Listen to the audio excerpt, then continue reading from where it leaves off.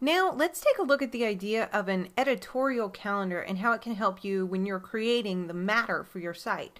An editorial calendar can be as simple as a Google Calendar where you keep track of which content you'll be publishing and when. The editorial calendar is for those pieces that you create yourself. It's not so much for the pieces that you quickly curate every morning, because those should be going out every day regardless and should only take you a few minutes anyway. So remember the formula that Ed gave you. Leadership equals content times consistency. The editorial calendar will guide you in becoming a market leader by helping you create content consistently. It's great if you publish a blog post on Monday, but if you don't publish for 2 more weeks, you won't be thought of as the go-to person in your marketplace. So the editorial calendar is just a way to visually map out what you're going to publish in the days ahead. You'll want to consider how holidays will affect your content publishing schedule. So Monday, May 30th is a US holiday, and usually online traffic will take a dive on days like this if your site gets a lot of US traffic. So if you have a great post to publish that you've spent a lot of time on, you may want to hold off until Tuesday to go live with that post. And this kind of thing applies to email marketing as well, by the way. But you do want to take into account the holidays that are coming up so that you don't waste your good content on a day when nobody's really going to see it. So take into account your user base and where they're from. You can get this information at Google Analytics. My blog at michellemcpherson.com gets most of its traffic from the US, so I definitely want to account for US traffic and US holidays, but it also gets a significant amount of visitors from the UK, from Australia and Canada, so it would probably be worthwhile for me to take those holidays from those countries into account as well. You can also use holidays as a reference point for post ideas. So, for example, we see that Father's Day falls on June 19th in 2011. There are a couple of ways that you could approach this. If you run a site that features products or services that would make a good Father's Day gift, you can obviously start creating posts that go live 1 or 2 weeks before Father's Day, highlighting the products and services that dads would like and why your readers might want to select them as gifts for their dads, using an affiliate link, of course. But if your site doesn't really mesh in with the holiday quite as well as just literally promoting a product in relationship to that holiday, so that you can't do like a direct sell, a direct recommendation, you could write a post on Father's Day to go live on Father's Day about what my dad taught me about blah, blah, blah. What my dad taught me about your niche. Could be crochet, could be sausage making, could be internet marketing. Your dad doesn't have to teach you directly about your niche. Mine sure didn't teach me about internet marketing, but I could surely come up with some of the life lessons that my dad did teach me and how I've applied those to my internet marketing business. When you do this kind of post that ties in with holidays, what you're trying to do is tie it in with what's already going on in your readers' minds, the current event within your niche. Now, aside from the big recognized holidays, there's a ton of observances that are less published and lesser known. So, for example, first Monday in October is National Child Health Day in the United States. November 15th is America Recycles Day. And entire months are organized or are observed as well, like June being Great Outdoors Month here in the US. Again, you can check on these for your individual countries if the United States isn't your target market, but any observance that you can tie in with your niche can be made into a relevant, timely blog post. You can find a link to the Wikipedia page with a listing of the United States observances below the video, and you'll want to add those that you think are relevant to your editorial calendar so that you're prepared when they come around. You can also have weekly features on your blog that you add to your editorial calendar. So let me give you an example. You could do a product review every week and publish it on Tuesdays. Some other weekly features that you might consider aside from product reviews are interviews or weekly recaps of the top news.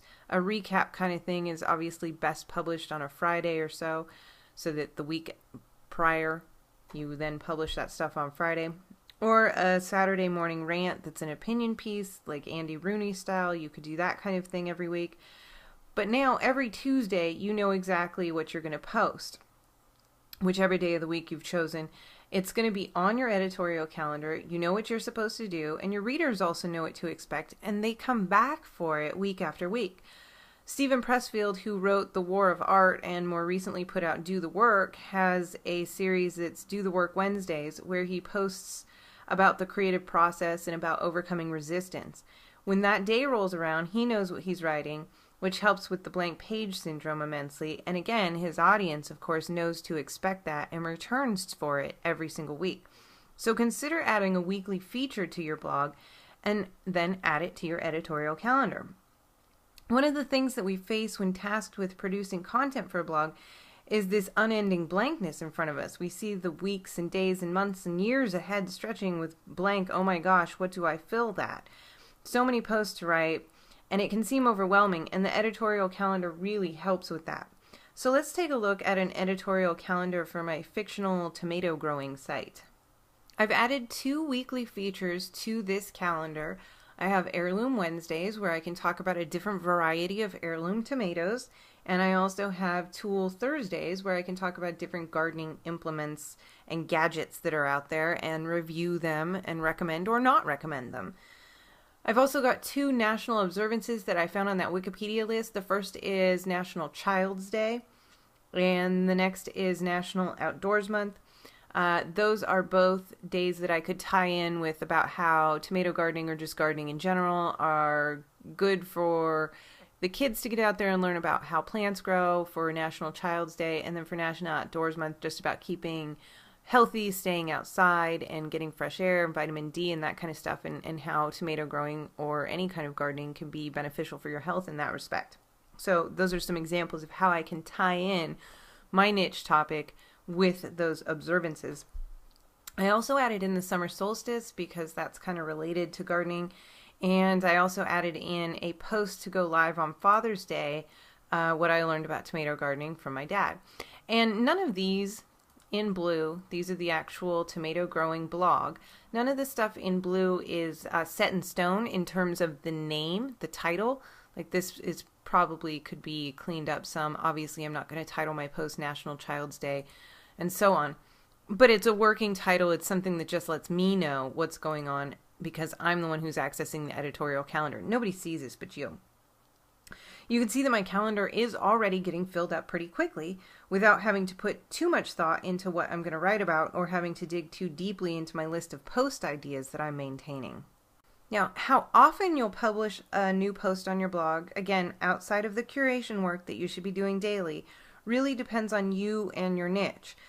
But when you do make a decision on how often you're going to post, bear in mind Ed's formula: content or leadership equals content times consistency. You need to publish at a bare minimum weekly. I would absolutely go for more if at all possible, and it should be possible. It's really difficult to be a leader when you only have something to say once per week, and therefore you're going to be late on commenting on and breaking news to your readers. Daily is ideal, but never sacrifice quality. 3 times per week, doing a Monday, Wednesday, Friday, is a happy medium when you're starting and testing a marketplace, but once your site has gained search engine and social media traction, and you do actually have an audience, it will likely be worthwhile for you to go to a daily posting frequency. Publishing more often keeps your readers engaged with your site more because they know that every day they can come back and they'll find something new and interesting to them. And it also gives your site more opportunities to show its ads and offers to your visitors. So ultimately, more quality content published more often will make a site more profitable. That's why so many of the big blogs like Lifehacker, TechCrunch, and Mashable publish many, many times per day, but never sacrifice quality to get quantity. So let's imagine that I'm setting up my editorial calendar for the first 2 weeks of June, and I want to publish every day, Monday through Friday. I've decided to skip posting on Memorial Day because it's a U.S. holiday, but on the 31st, I need a post, so we're going to do the prepping soil post that we've been working on, so we'll add that in. And then on the 3rd, Friday, we'll talk about setting up a drip system. All right. And then we need a post for the 7th, so we'll talk about the best fertilizers for robust tomatoes. And we need one for the 10th as well. Oh, my one on the 3rd didn't save. I'll add it again. And then I need one on the 10th, so I'm going to do a tour of the Seed Bank, which is a local store here in Petaluma, California that sells a lot of heirloom seeds. And if you have any local places that might be of interest to your readers, not because they would necessarily go to that store, not because your readers are in your town, but just because it could be interesting to them. If you write about making goat cheese, you could tour a goat cheese factory in your area, things like that. And somebody who's interested in the niche would be interested in any of the brick and mortar places that produce that kind of product or work in that niche as well. Ideally, I would also make a note of what heirloom varieties I'll cover for each one of the Heirloom Wednesdays so that I'm not rushing Wednesday morning to pick one, so I can edit it and add a note or a description that says, I have no idea what any heirloom varieties are, so big, juicy ones. That sounds good, right? And obviously, were I to be actually immersed in this niche, I would of course know those things already. Same thing for Tool Thursdays. I should note which tool I'm going to be reviewing for each one when I go through this planning process. And your calendar will inevitably have to be flexible as news emerges in your marketplace, or you just get really fired up about something and have to write about it now. But the goal of the editorial calendar isn't necessarily to have it set in stone. This is internal and nobody's going to see it except for you. The goal is to just give yourself a framework so that, number one, you can check the flow of content visually. Do you have stuff scheduled without big posting holes? And I can see here that I've got my first 2 weeks of June scheduled. Also, so that you can tie in your blog with holidays or observances that relate to your market, or avoid publishing your epic pieces that you've spent, a week working on the low traffic holidays. And third, so that you're not overwhelmed with the whole what to write and when to write it for all of the days ahead of you. You know what you're going to do, so the next step is just to mind map and outline the post that has to be written.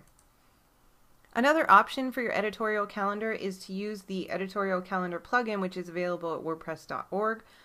It's nice because as you create new items on the calendar, and let's show you that, it actually creates a draft post for you, and then you can drag and drop those items around the calendar, and then it moves the post date in your post section in WordPress. You can also edit the actual time that the post is published from within the plugin screen rather than having to go find the post and change it individually. But with this plugin, you can't import a holiday list or anything like that, so you'll just see when you first open it nothing but blank days ahead of you until you go in manually schedule your post. It also doesn't support repeating events like we did the Heirloom Wednesdays, so I would have to manually create each one. It's work I'm going to have to do anyway, so I don't mind that too much. But the big thing is that since I work with several sites, as many of you do too, I'd venture to say that most of you have more than one site, I still like using the Google Calendar so that I can see what's going on with all of my sites at once. This plugin will only show me what's going on with one site at a time.